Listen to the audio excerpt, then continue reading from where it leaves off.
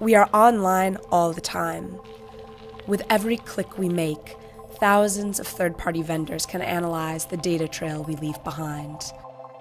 They are able to build detailed profiles of our lives, enabling advertisers to reach us with specific messages based on our interests, browsing history, location, and demographics.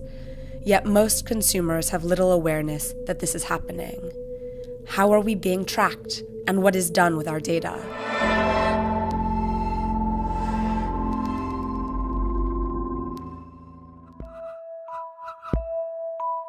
Consumers are increasingly creating what we call a data trail. Mark Zagorski runs Exalate, a data broker firm in downtown Manhattan. By dropping a cookie or other tracking technology onto a browser, firms like Exalate can identify a person by a number.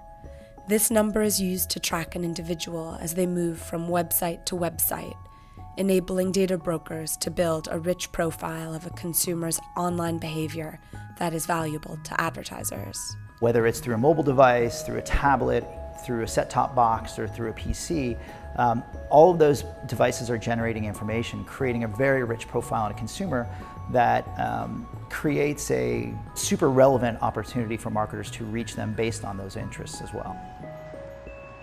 Most people have never heard of data brokers. And, like other third-party data gatherers, they do not require the permission of consumers to gather their information in America. Their actions are largely unregulated. Recently, data brokers in America have come under increased scrutiny. Some of them have started websites to allow consumers to check some, but not all, of the data that has been collected about them. I took a look at one set up by Blue Kai, one of the biggest data brokers in America, to see what they know about me. So they think they know where I live, New York, although I've also been to Texas recently, so they think that I may live in Texas. For some reason, they have me in Columbia, South Carolina, which is not the case. They're able to see my professional interests based on where I've browsed, my hobbies as well. I've gone to political sites, I've checked out resorts, travel, of course. They've anticipated what I might want to buy. So they can tell that I've been looking for air travel, that I'm looking to travel within the next 2 months.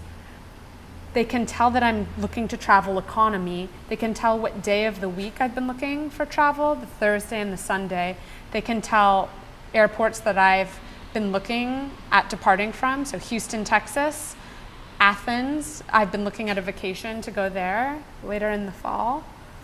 Here they are trying to anticipate things I might be interested in, which they could then sell to marketers. So they're able to come up with a pretty rich mosaic and sell that data on to marketers who may be interested in reaching consumers like me. As advertisers learn more about what consumers are searching for, their location and interests, they're able to target them in more precise ways. Most of us have had the experience of searching for a flight online and being bombarded with advertisements for travel on other websites. This is called retargeting.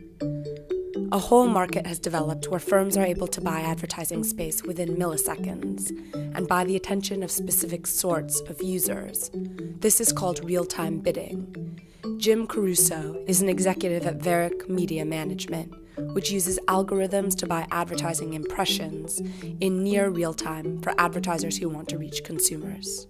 We've started to overlay all different sources of data. So it could be simple stuff like geographic data, where are you coming from, what state, what DMA, what zip code. It could be stuff like census data. And then there's also other third-party data providers. So it could be something like MasterCard or different stuff that's measuring based on actual purchase data. So it could be driven from, you use a loyalty card when you swipe at a pharmacy, and we capture that data about you, and then they basically take that and match it to figure out who you are online. So when we see you online, we can tell some different behaviors that you have. So we're able to see here who buys certain yogurt brands, and you can target them online, who buys certain soap categories, who buys certain salad dressings, who shops at certain retail stores, and you're able to go after specific users based on that data. Yeah. So they do an anonymous match where they say, hey, based on you using your loyalty card or your credit card, we now know what you purchased offline. We are able to match that to a cookie or an ID, anonymous ID online, and then we're able to target that cookie in real time.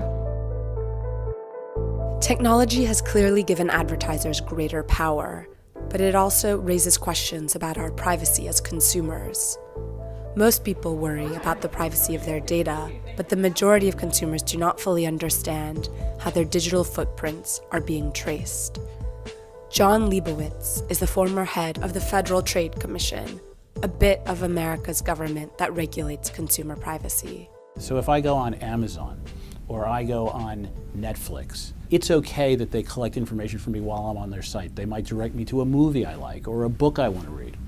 But when you're talking about the sort of invisible cyberazzi that put cookies in your computer and track you around the internet and may or may not, but may upsell your information to data brokers and may combine it with offline information and may build these incredibly robust profiles of you, it's just not appropriate unless a consumer gives his or her consent, because that information is yours. The ability that we have technologically is intense, right? There's a lot we can do. And frankly, we sometimes haven't yet figured out how to manage the technological with the cultural norms. Advertisers like Tony Weissman, who runs a big digital advertising agency, realize the industry may be treading a fine line. While I might really appreciate a retargeted message to remind me that I might be out of shaving blades, it'll probably creep me out if that says, "Hey Tony, you're looking a little scraggly today. I think you need some blades."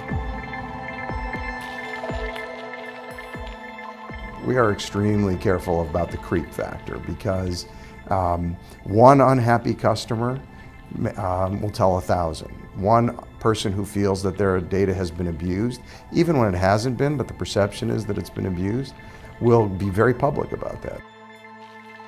In the coming years, data gathering and sharing will become more complex. It's time that consumers got to know their trackers.